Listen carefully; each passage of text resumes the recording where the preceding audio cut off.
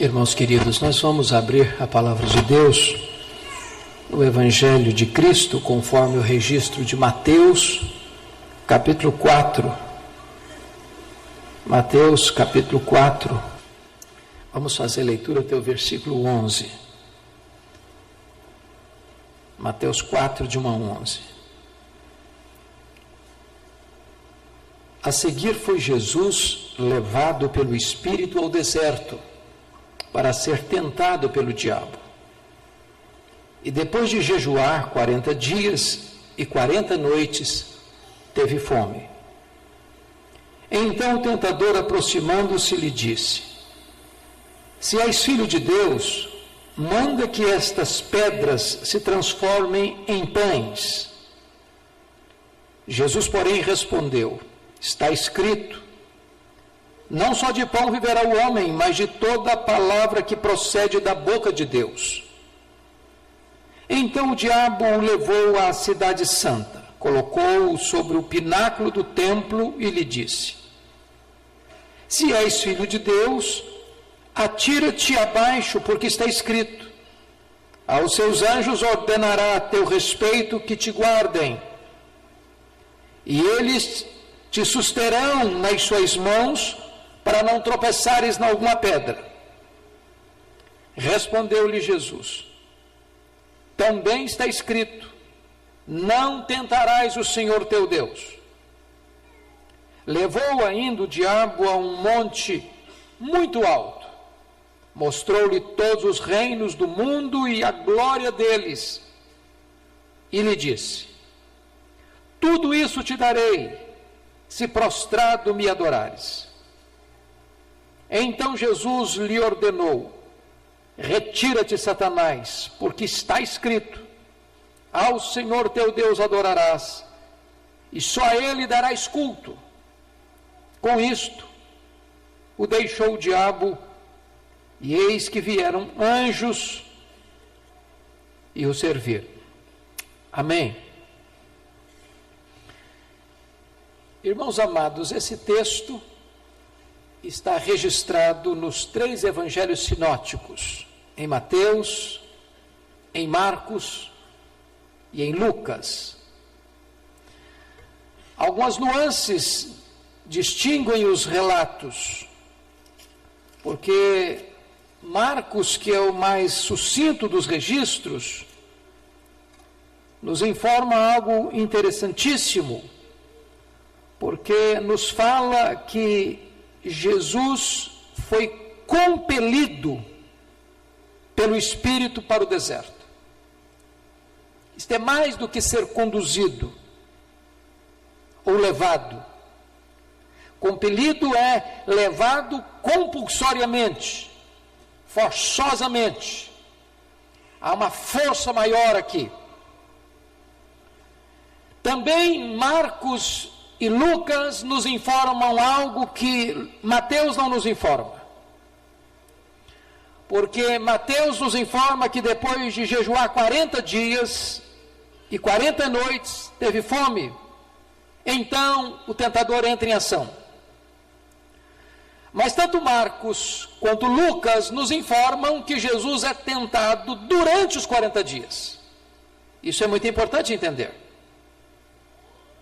Que não foi uma tentação pontual, depois dos 40 dias. Porque Marcos 1,13 diz: Onde permaneceu 40 dias, sendo tentado por Satanás.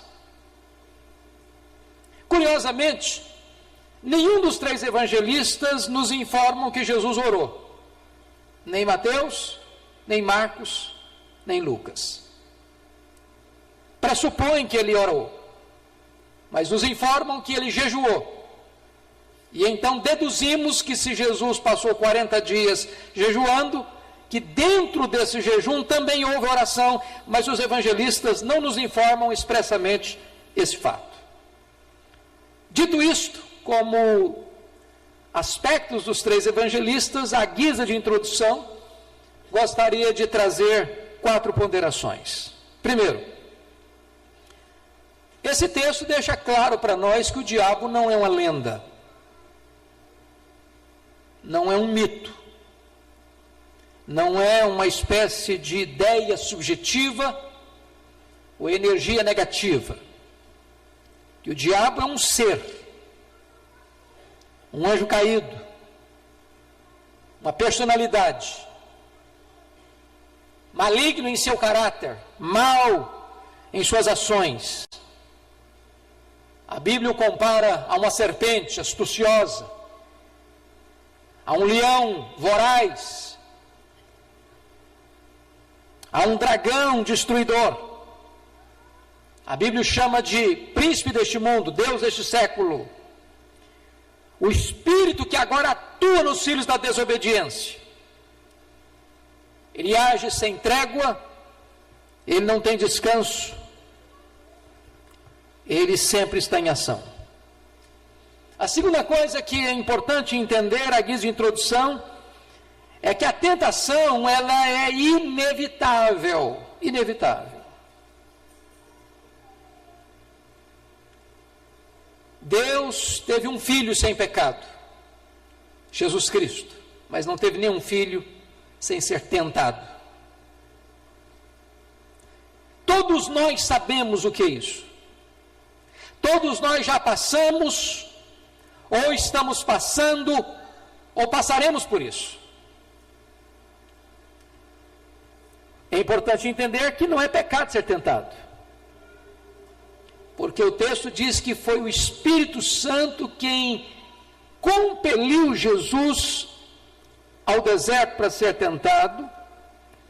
E Mateus nos informa que ele foi levado pelo Espírito Santo para ser tentado.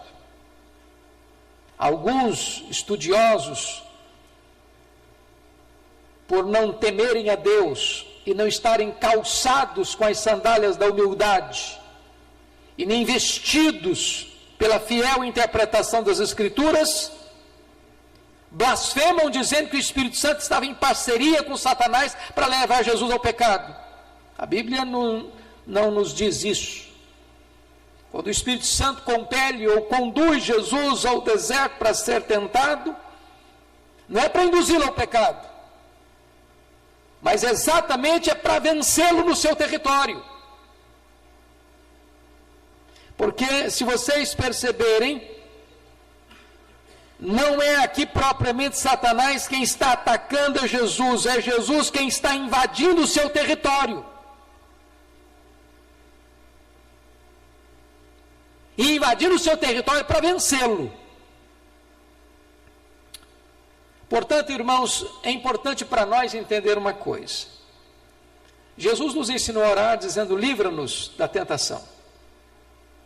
Nós deveríamos entender que a tentação é algo que não devemos estimular, mas também nós devemos esperar. Devemos esperar. Terceira coisa, a tentação pode vir na sua, na minha vida, na nossa vida, nas horas mais esplêndidas da nossa jornada. Se não, vejamos. Jesus acabou de ser batizado no Jordão. Jesus viu uma das experiências mais incríveis do seu ministério, os céus abertos, Espírito Santo descendo sobre ele, o Pai falando das alturas: este é o meu filho, o meu amado, em quem eu me comprazo. Notem isso. Depois diz a Bíblia que Jesus Cristo vai para o deserto, é Lucas que nos informa isso, cheio do Espírito Santo. Cheio do Espírito Santo, conduzido pelo Espírito Santo, compelido pelo Espírito Santo. Em outras palavras, não houve nenhum intervalo entre a glória do batismo e a dureza da tentação.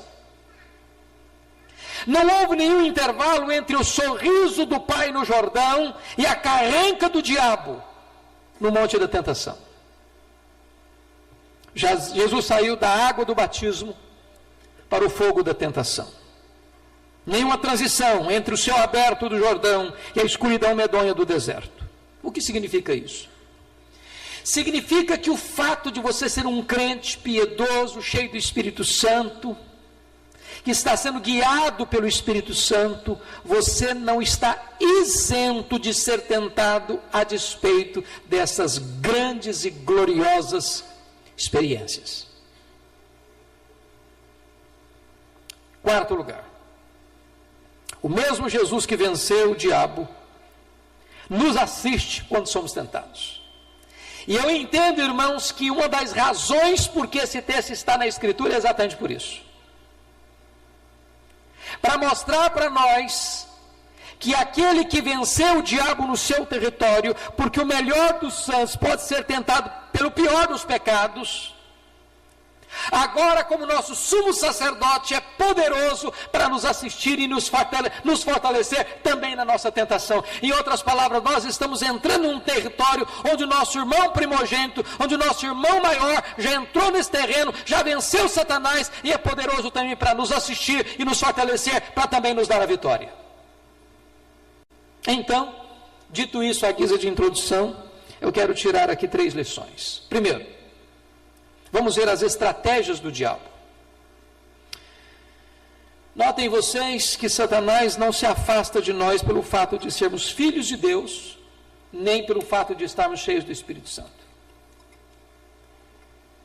A coisa que antecede essa experiência é que Jesus escuta: tu és o meu filho, e o Espírito Santo vem sobre ele, e ele é cheio do Espírito Santo. E aí entra em campo Satanás com a seguinte ideia: se és filho de Deus, primeira coisa, o diabo começa não com uma negação direta, mas com uma dúvida.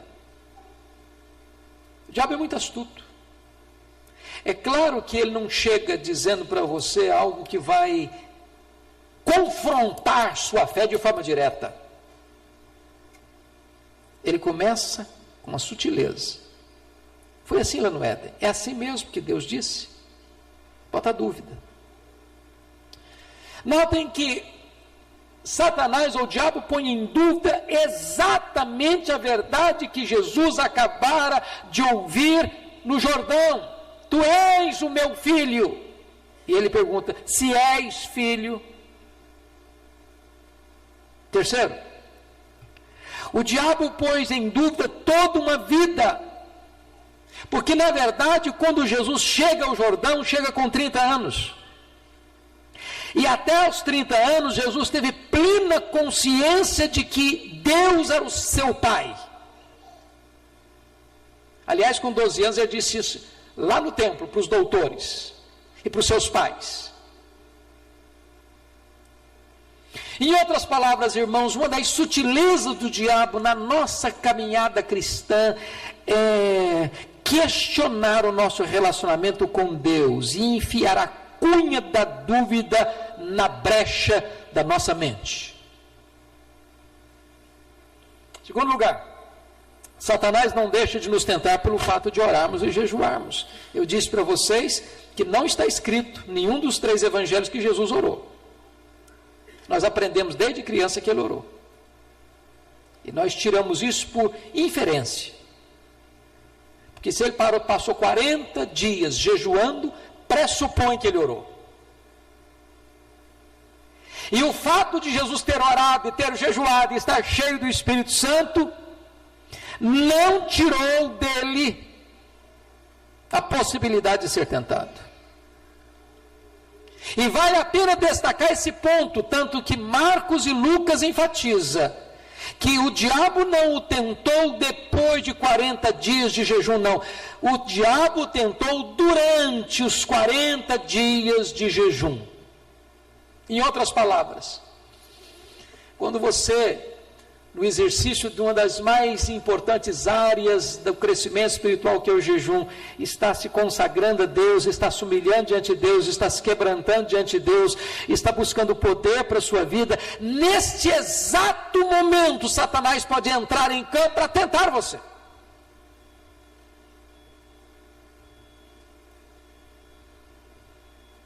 Quem não vigia, quem não ora, não consegue resistir a essa tentação. Notem vocês que a oração, nem o jejum afugenta o diabo. Mas a oração e o jejum fortalece você para enfrentar o diabo. Orai e vigiai, para não cairdes em tentação. Terceiro, Satanás, com a sua sutileza, nos tenta nas coisas pertinentes que estão atingindo a nossa vida naquele momento. Se não, vejamos. Primeira tentação tem a ver com a fome. Com a fome. Eu nunca tive a experiência, eu acho que ninguém aqui nesse auditório já teve a experiência de jejuar 40 dias. Mas nós já lemos de pessoas que jejuaram 40 dias. Alguns deles entraram em desespero. Outros em fraqueza, quase de morte. Outros deliraram. Agora pense você ficar 40 dias sem comer. Todos os seus poros clamam por pão. A sua mente pensa em pão. É curioso que Viktor Frankl, que ficou num campo de concentração nazista, e sobreviveu ao campo de concentração nazista, disse que o assunto que mais foi conversado, falado, lembrado pelos prisioneiros, não foi liberdade, não foi família, foi pão, foi comida. O diabo está exatamente tentando Jesus num momento em que tudo nele clamava por pão.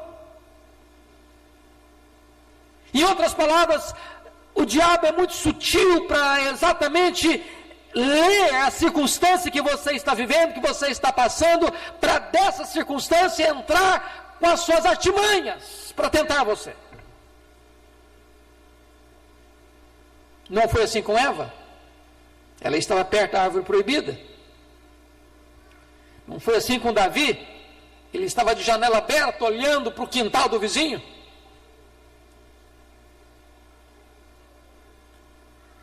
Não foi assim com Pedro?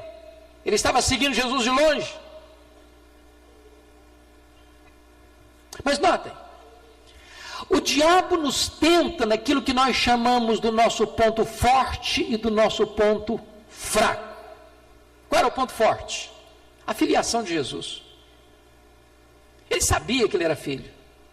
Ele escutou isso do pai: tu és meu filho. Qual era o ponto fraco?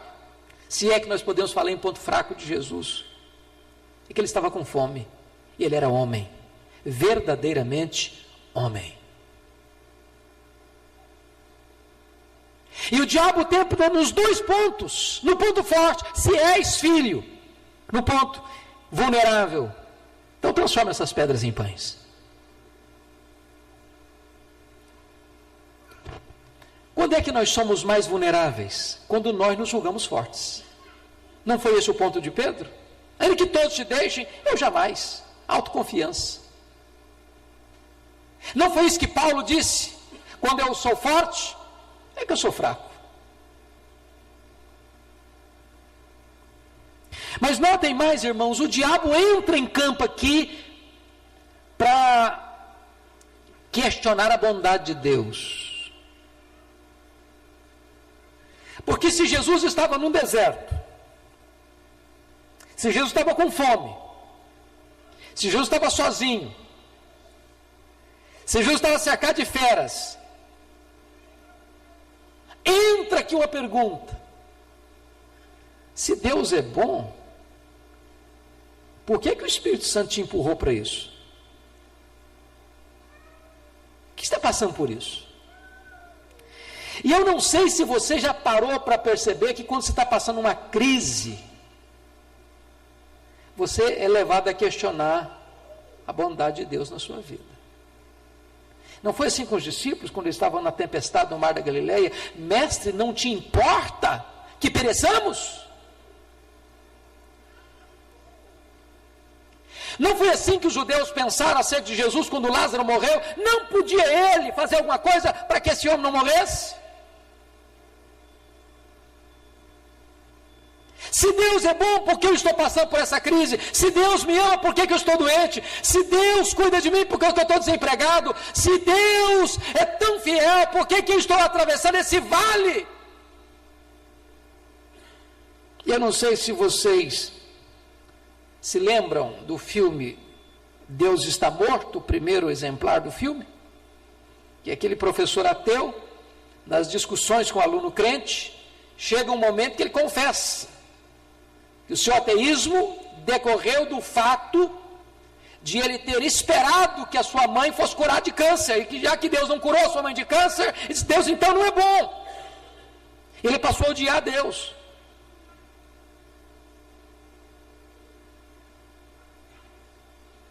Então, preste atenção, porque Satanás é muito astucioso para pegar as adversidades da sua vida e querer colocar no seu coração, na sua mente, que Deus não ama tanto você assim. Agora notem,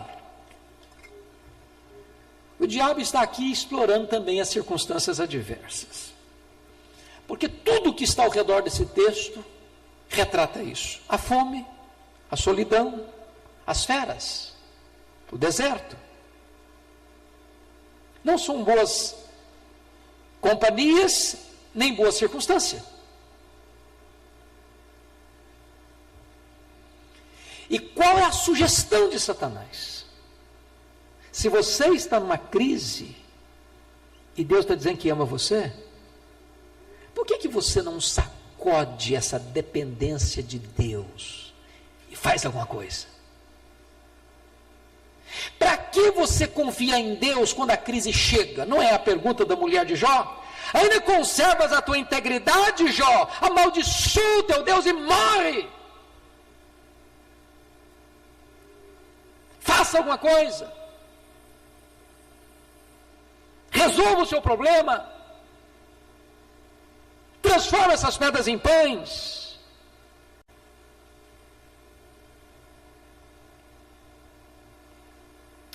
Talvez Satanás estivesse sugerindo mais. Satanás sabia que lá no vale, tinha muita gente com o estômago vazio, muita gente clamando por pão. Que se Jesus transformasse aquelas pedras em pães, ele seria aclamado como um grande herói popular. Talvez Satanás estivesse sugerindo a Jesus a ter um reino de milagres, de pão sem cruz. Mas mais do que isso,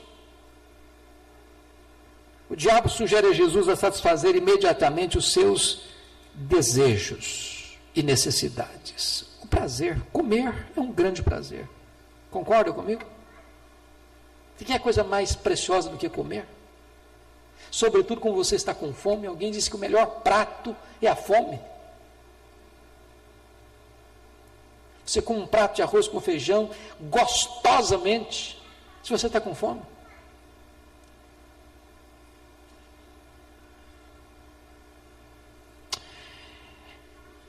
Talvez, queridos irmãos, Satanás está tentando exatamente nesse ponto. Você está com necessidade? Você quer suprir sua necessidade ou o seu prazer? Faça. Não se reprima. Não é aí o tom da música popular? Não se reprima.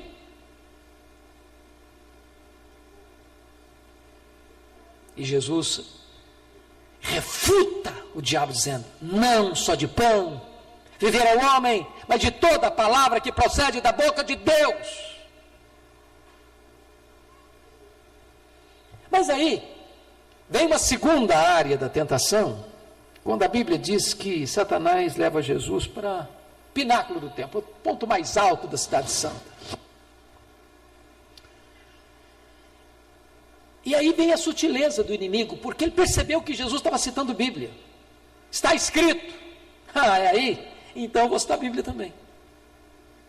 Está a Bíblia também. E ele cita para Jesus o Salmo 91. Aquele salmo que as pessoas gostam de botar em cima da mesa, como se fosse um amuleto, para espantar demônio. O diabo usou o Salmo 91 também para Não para espantar demônio, mas para tentar pegar Jesus no contrapé. E cita o texto para Jesus. Já pensou o diabo de Bíblia na mão? O diabo como pregador? O diabo como mestre? Só que o diabo é um péssimo intérprete das Escrituras. Ele é um péssimo exegeta. Porque se você perceber, ele cita o texto, mas omite parte do texto, porque ele diz o seguinte, veja comigo, Mateus 4. Se és filho de Deus, atira-te abaixo, porque está escrito, aos seus anjos ordenará a teu respeito que te guardem, e está escrito lá no texto, em todos os teus caminhos, ele tirou. Sabe por que tirou? Deus só guarda você e a mim quando nós estamos em todos os caminhos dele. Deus não tem nenhum compromisso com a nossa loucura. Deus não tem nenhum compromisso com a nossa desobediência. Deus não tem nenhum compromisso em nos guardar quando nós transgredimos a sua palavra e nos conspiramos contra ele em franca e total e aberta desobediência. Satanás está sugerindo para Jesus que Deus vai nos guardar em qualquer situação, mesmo que a gente esteja na contramão da vontade dele.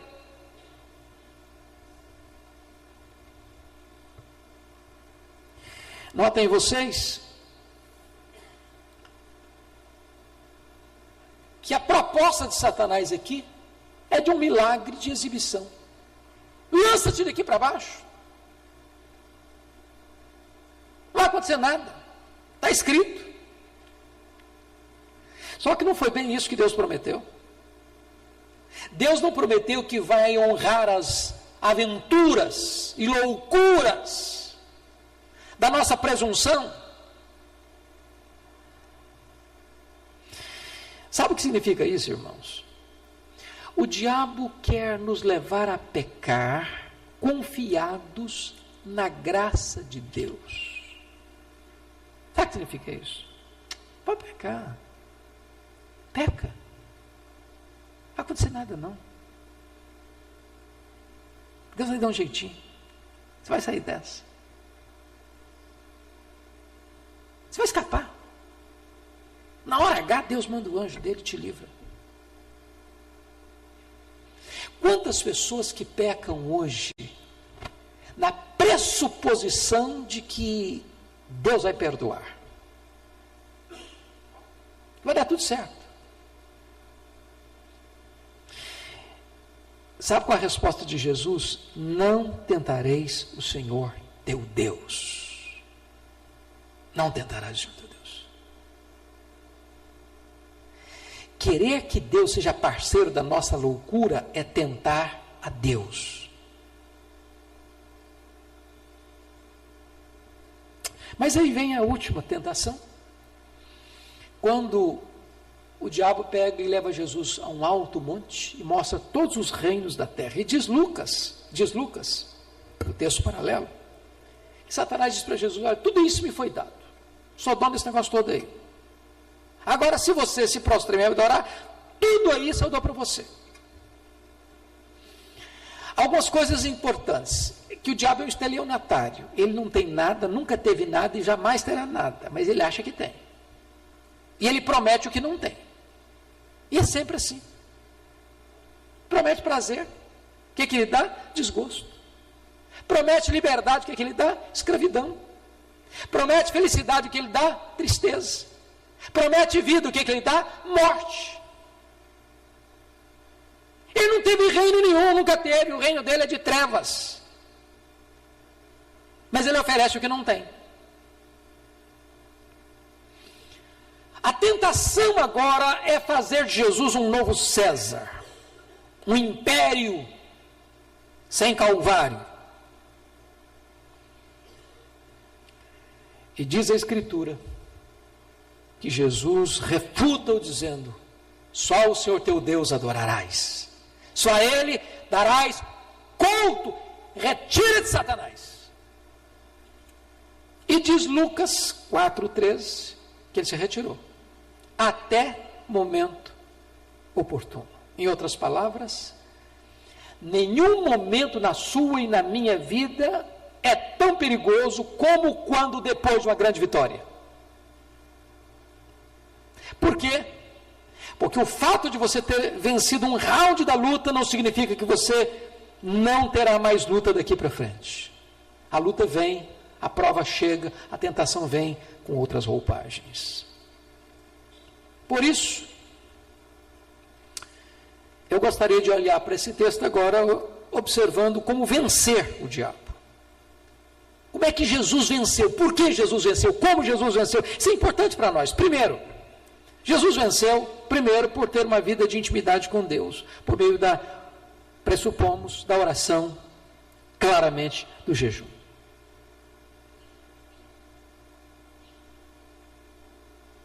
Irmãos queridos, a nossa geração é uma geração fraca espiritualmente. Porque a nossa vida pessoal de oração é fraca. Eu não sei, mas eu pergunto a você, e você precisa levantar a mão, responde para o seu coração: quanto tempo você investe na vida devocional em 24 horas do dia?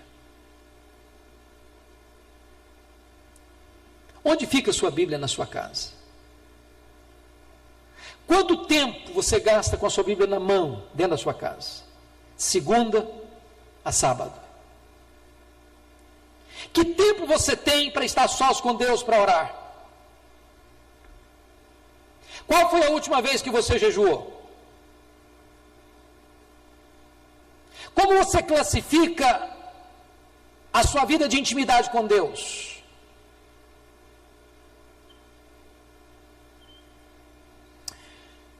Nós não teremos resistência e força para enfrentar essa luta, irmãos, a não ser que nós estejamos revestidos com o poder de Deus, mediante esses exercícios espirituais da oração e do jejum.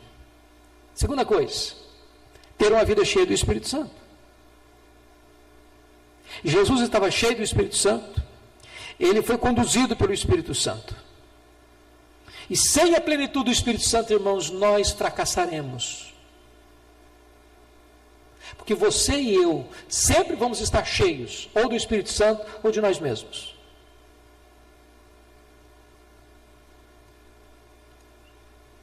E eu faço essa pergunta a você hoje: você está cheio do Espírito Santo?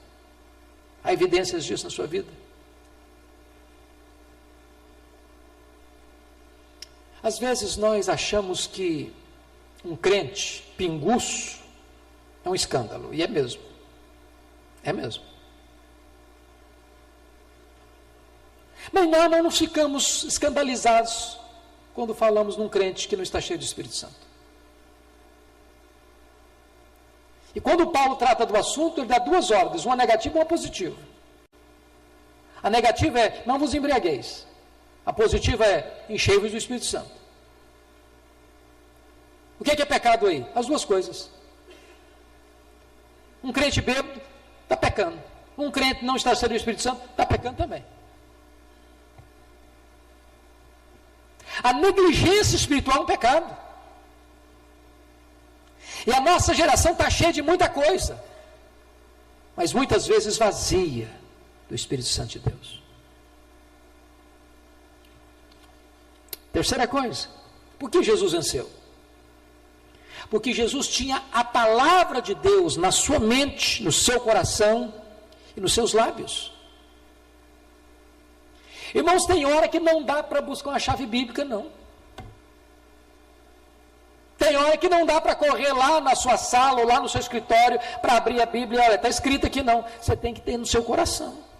Crente tem que memorizar a palavra de Deus. Tem crente que memoriza piada. Sabe 1000 piadas, não sabe um versículo da Bíblia. Tem crente que é especialista em partilhar nas redes sociais toda piada engraçada, mas não partilha um versículo da Bíblia. Na hora que a coisa pega, não adianta piada. Você tem que ter Bíblia na mente, no coração e nos lábios.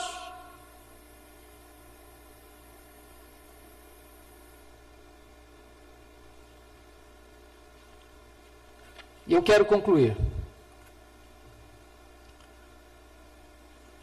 que quando Jesus, revestido com o Espírito Santo, oração e jejum, com a palavra de Deus nas mãos, o diabo precisa bater em retirada.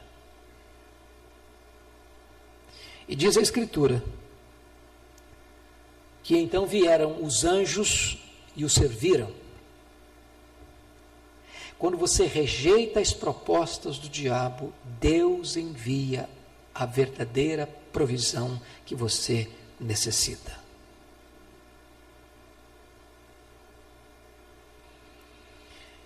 E é Lucas que nos informa isso. Depois que Jesus foi cheio do Espírito Santo no Jordão, que foi conduzido pelo Espírito ao deserto, e ele estava cheio do Espírito Santo no deserto, e venceu Satanás no deserto, cheio do Espírito Santo, ele retorna para Galileia, e cheio do Espírito Santo, ele entra na sinagoga de Nazaré, e cheio do Espírito Santo, ele pega a palavra de Deus nas mãos e lê: o Espírito do Senhor Deus está sobre mim, e me ungiu para pregar, para libertar e para curar. E nessa força, nesse poder do Espírito, ele realiza o seu ministério. E os doentes são curados. E os cativos são libertos. E os pecadores são perdoados. E o reino de Deus é estabelecido. Agora eu quero que você fique em pé para ler comigo Hebreus capítulo 2, versículo 18. Há uma só voz, porque a palavra de Deus para o seu coração nesta noite é uma palavra de esperança, é uma promessa que você e eu precisamos nos agarrar a ela. Hebreus 2,18. Toda a igreja comigo, por favor. Pois naquilo que ele mesmo sofreu, tendo sido tentado, é poderoso para socorrer os que são tentados. Você pode ler de novo? Pois naquilo que ele mesmo sofreu, tendo sido tentado, é poderoso para socorrer os que são tentados. Louvado seja o Senhor. Nós temos alguém que nos socorre, que conhece a nossa fraqueza. Ele já passou por esse caminho, ele venceu, e ele está do nosso lado. Ele é o nosso advogado, ele é o nosso Senhor, ele é o nosso Salvador. Ele se importa conosco, está pronto a nos assistir, a nos socorrer e a nos dar vitória.